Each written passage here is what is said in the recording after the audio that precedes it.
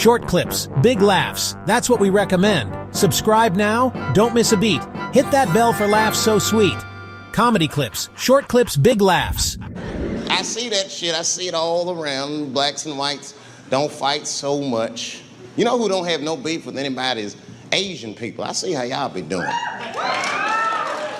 Y'all just lay in the cut. Only people Asian people beef with is other Asian people. Like if you call a Korean guy Chinese, I've done this. They will flip out, hey! What make you think I'm Chinese? I am Korean. I look Chinese. Yes, motherfucker, you do look Chinese. That's why I said it. It's an accident. Nigga, to the untrained eye, you all look Chinese to me. It's a mistake. I'm not trying to offend you. Some people say all black people look alike. We don't get bent out of shape. We normally just call those people police, okay? Just learn to live with it. I am not saying that to say that trans women aren't women. I am just saying that those pussies that they got, you know what I mean? I'm not saying it's not pussy, but that's like beyond pussy or impossible pussy. You know what I mean? It tastes like pussy, but that's not quite what it is it? It's not blood, that's beet juice.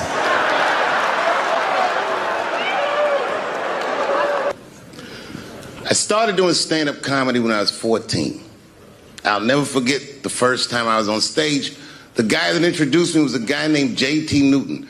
I'm 47. I can close my eyes and remember the introduction like it was yesterday. It went like this. Ladies and gentlemen, this next young man coming to the stage is starting his comedy career tonight. Who knows?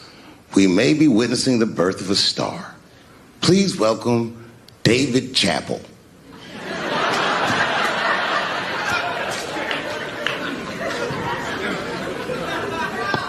From the first time that I ever held a microphone, I was sure this was it.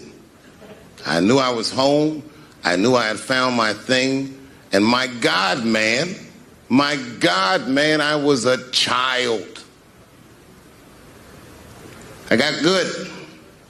Matter of fact, I was good from the moment I started. And I'm not saying this to be a braggart. I'm telling you the truth. These old niggas was in awe of me. How is this little boy so poised? They used to say. I was.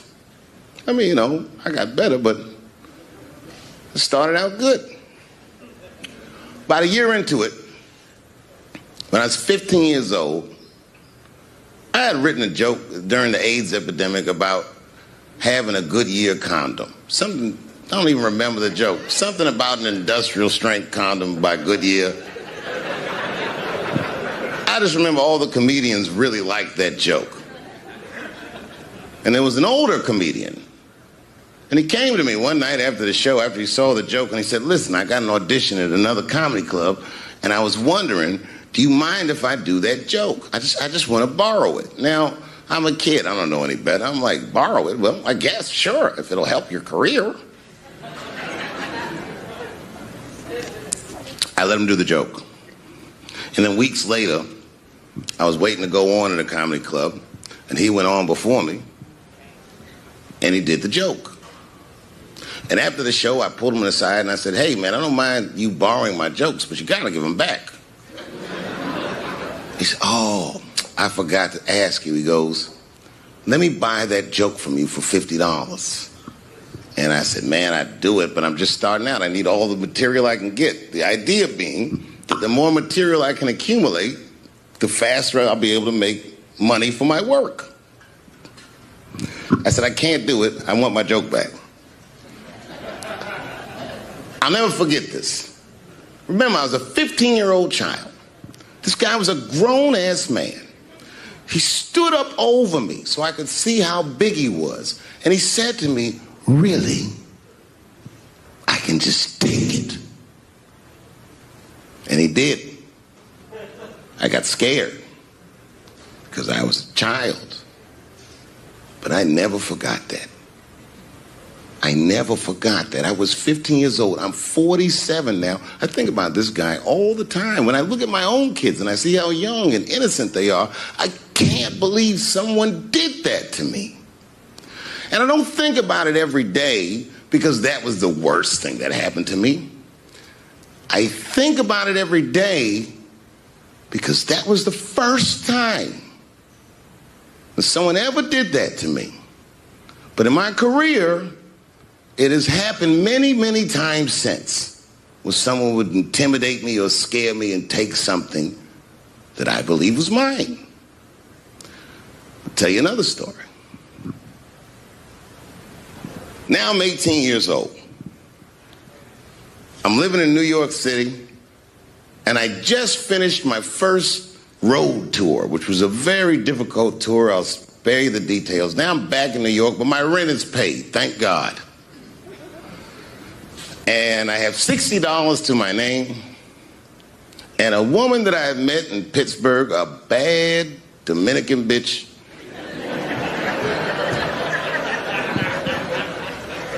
was coming to New York. She was going to spend the weekend with me. I couldn't wait for her to get there. She was coming that evening. But remember, I only had $60 for a whole weekend to entertain a bad bitch. Now I'm walking through Greenwich Village, and I see something I've never seen before. 3-card Monte. You know what that is?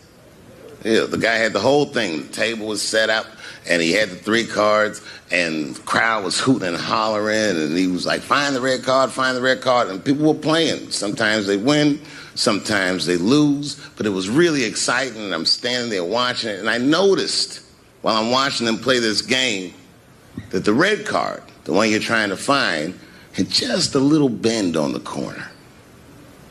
And I'm watching it, and I'm like, yo, this guy doesn't seem to know that red card is bent. I'm gonna beat this motherfucker.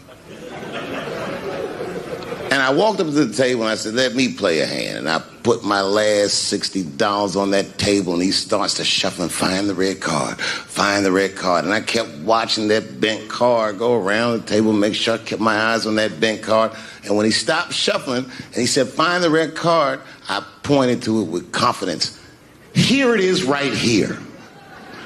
And he flipped it over, and it was black. And he took my money. I couldn't fucking believe that. How did this nigga do that? Was that magic or sorcery? I was confused. So you know what I did? I sat there and I watched him for a real long time play the game. And I realized that all those people who was doing all that hooting and hollering and betting, my God, they were his friends. They were in on the whole thing. I felt so wronged. I felt so stupid. And then the next sucker came up to the table and was about to put his money down. And I said, fuck that, man. Don't put your money there. All these niggas is in on it. It's a trick. And when I said that, the guy that was dealing, and this motherfucker was huge, snatched me up by my collar. Feel how strong he was when he grabbed me. I was a skinny little guy. And he was gonna maul me. And the only reason he didn't, I'm sure, is because he saw the fear in my face. And that fear, he looked at me. I saw his eyes go from hard to soft. He softened. Then he looked at me like the way a father would look at a child. And he said to me, young man, don't ever come between a man and his meal. I never forgot that either. Most niggas would have to run the streets for years to learn a lesson that profound. It took me 2 seconds. Never get between somebody and their paper. Taking a man's livelihood away from him is akin to killing him. Look, it was way more intense than what you guys might have read. I don't know what you read, but the kid, while we was beating on him, reached in his waistband, pulled out a .22 caliber pistol. That shit was mayhem. Everybody started screaming, oh my God, he's got a gun. He's got a gun. And then I got scared. I was in the back, but I was scared. Because I knew that everybody that was with me was armed. Yes, if they had shot and killed this kid on stage at the Hollywood Bowl, like I pay you to do, Travis,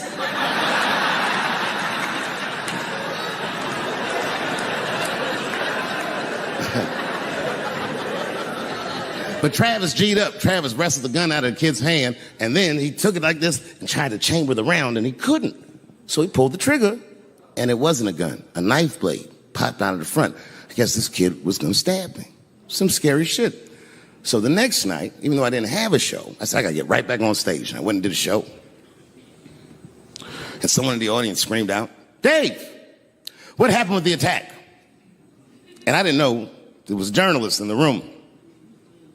All I said was that this nigga had a knife that identified as a gun.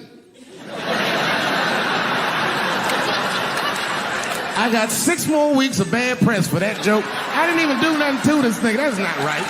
That was not right. And then the New York Post went to the jail and interviewed my attacker like he was some kind of hero. And I read that interview. It turns out the entire attack was my fault. Yes, I triggered him. I didn't mean to. I had done jokes about the homeless. It turns out this young man was homeless. And I mean, there's no way I could have known this. But I will say, for a homeless guy, this nigga had incredible seats.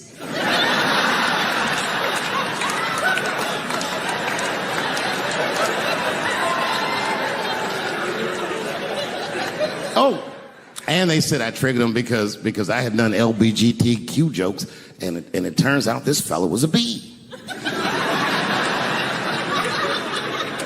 That was the headline in the article. It said, Dave Chappelle's alleged attacker is bisexual. I said, alleged attacker? This motherfucker definitely attacked me. I'll show you the tape. He's allegedly bisexual. I'm gonna need to see him suck somebody's dick before I believe the rest of this article.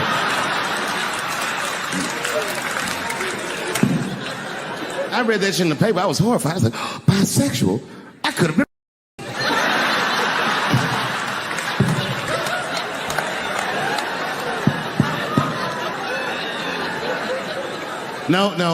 No, you know what though?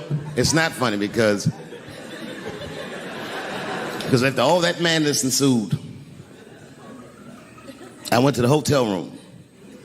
I was by myself and I opened the door and my wife was in there alone. She was sobbing, like sobbing. I said, oh my God, what's wrong with you, bitch? Did you get attacked too?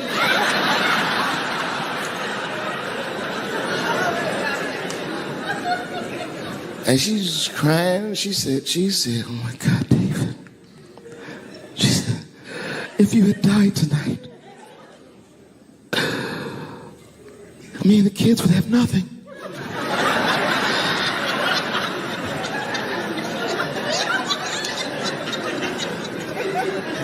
Then I knew it was serious. So I sat down on the bed next to her. And I reached in my pocket, I pulled some keys out that she had never seen before. She said, what are those keys? And I gently placed them in her hands. I said, sweetheart, those are the keys to my safe deposit box. God forbid anything ever happen to me. But if it does, don't even worry about it. You and the kids have everything you need in that box. I've already taken care of it. And she was looking at them keys, and I could see her mind realize what we were actually talking about. And then she just started crying harder. And to be honest with you, that made me cry a little bit too. And we hugged each other real tight.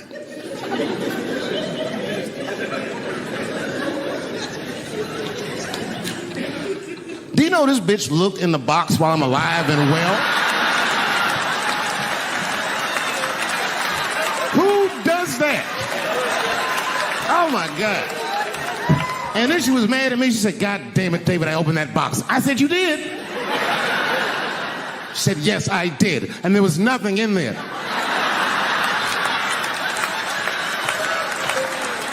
I said, nothing?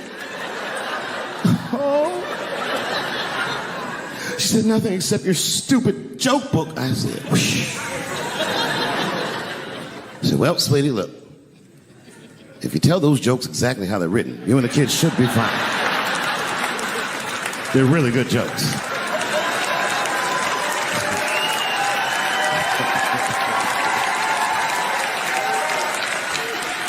She's like, good jokes? What is this shit? Come join me in my watery grave. No, you gotta roll your throat.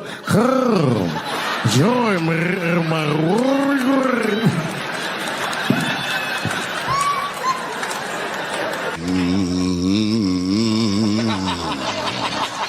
You know, that's just my grandmother used to sing that when she cleaning up.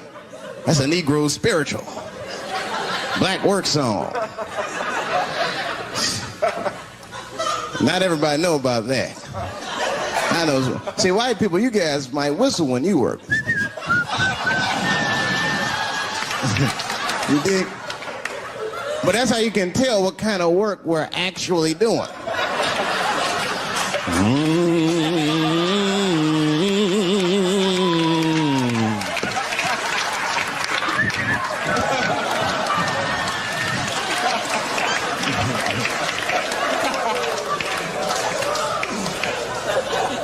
I study that kind of I do. Anything that has to do with race. I read a little here, see a little there. And I travel. That's always good. Traveling has made me a racism connoisseur, if you will. You know, it's different from region to region. Anyone ever been down south? So you guys know what I'm talking about. And the racism down there is just, it's perfect.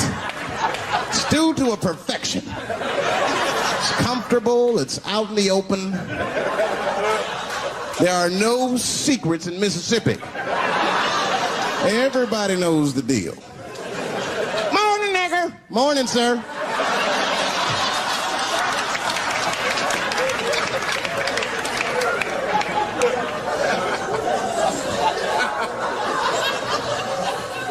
Not up here.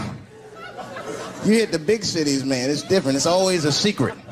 And we should do like them. We should keep our out in the open, then a little. I mean, with limits. You don't want to say whatever comes to your mind. That might be a little much. White dude be walking down the street minding his business, and the brother walk up to him, hello, you white oppressor, you slave master rapist of Africa. Why, hello, my big lip spear chucking friend. Touche, honky. So, Whitey, what did you do today, huh? Oppress a new land and make the people there Christians against their will?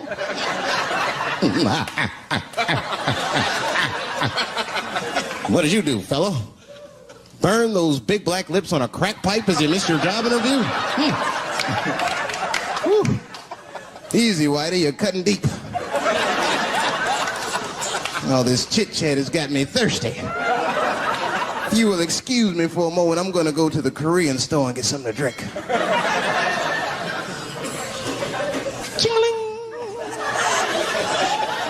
Hello.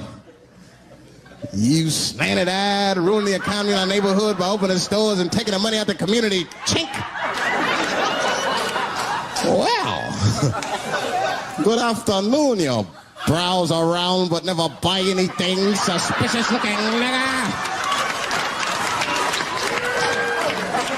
After a while, that might be too much.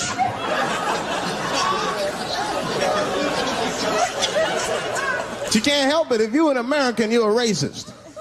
We brought up from the beginning to think in generalizations. We never look at the individual. We rarely look at the individual. I'm a racist. I know I'm a racist. You know how I know? The other day I caught myself being racist against myself. There's so much getting on, I got mixed up. Forgot whose team I was on.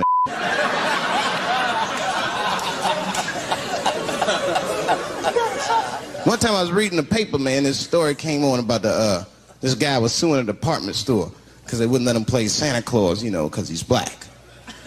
And I was actually like relieved when the department store beat him. That's bad. But I wasn't ready for that. I wasn't ready for the idea of a black Santa Claus, man. That would suck. So we wouldn't get our presents to the 28th, 29th.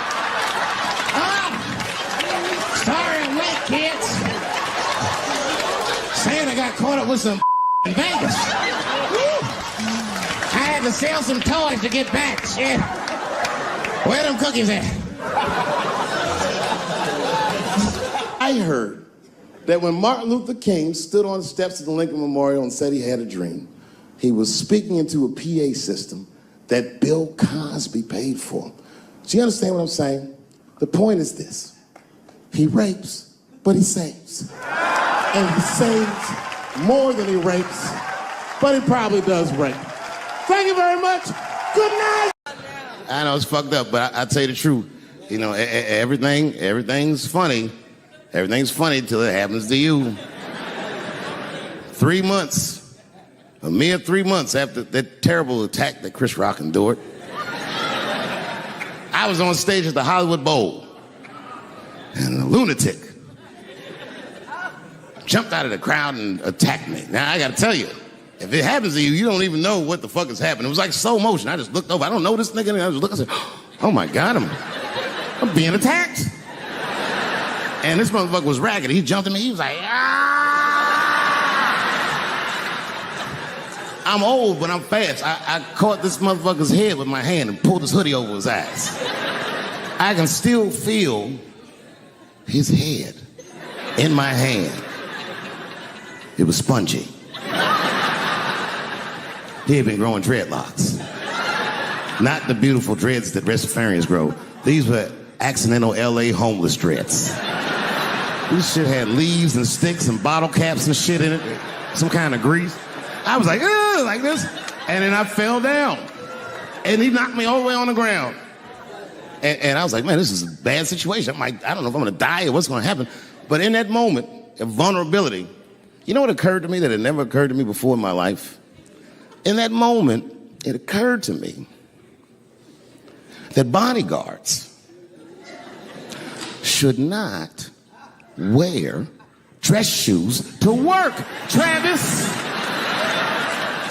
This nigga Travis came out slipping and sliding on some kind of beautiful loafer and fell flat on his back. I said, oh my God. Now both of us are down. I gotta handle this shit myself. So I popped that back, boom. And then the kid that knocked me down, he popped up, boom, and we looked at each other and realized at the same time, I was bigger than him. And that motherfucker took off running. And I started to chase him, and I said, fuck him. And I picked the microphone up. So I'm gonna finish this show now. That's right.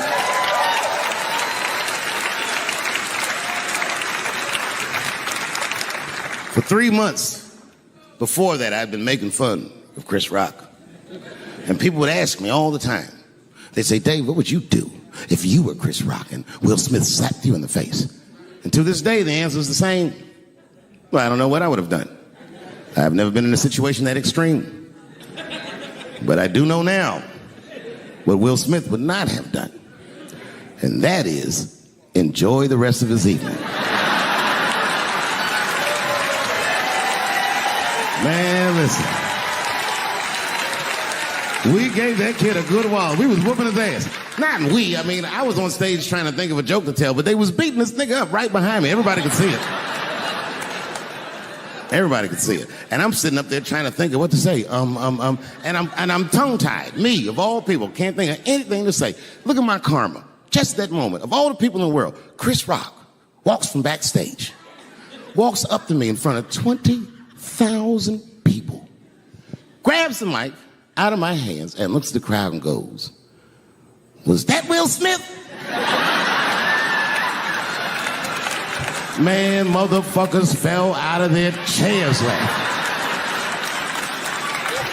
I was standing there looking stupid. I was fucking furious because I'm thinking in my mind, nigga, this is my attack. You got attacked 3 months ago. Now you have jokes. So I snatched the mic back from Chris and tried to get one off, but my shit did not go good at all. I didn't know what to say. I was just like, it was a trans man. And the crowd was like, boo. It's LA, we like trans people, boo.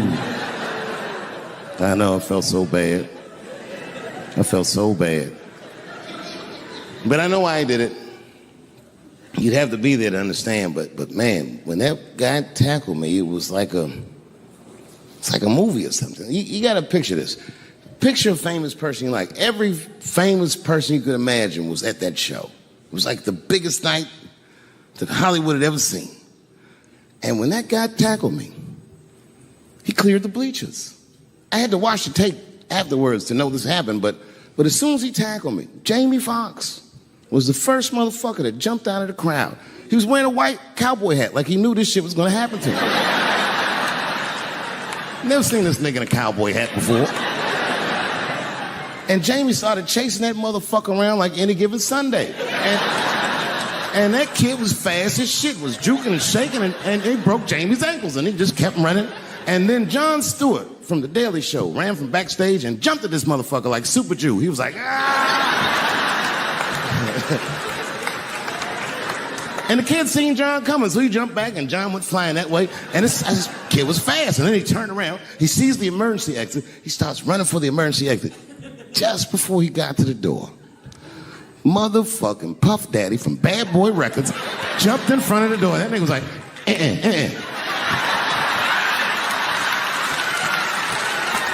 Boy,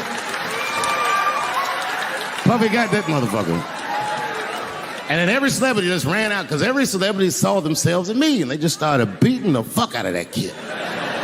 And I know Chris was backstage looking like, nobody helped me.